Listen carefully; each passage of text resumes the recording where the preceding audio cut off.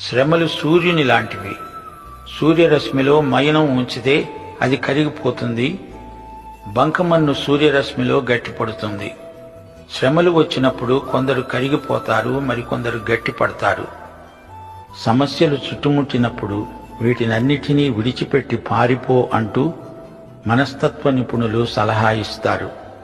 సమస్యలను నీవు విడిచిపెట్టి పోతావే అనుకో, కానీ సమస్యలు మాత్రం నిన్ను వదలవు. పారిపోవటం సరైన చికిత్స కాదు. నాటు వైద్యుల చిట్కాలు వింటే రోగం మరీ ముదురుతుంది.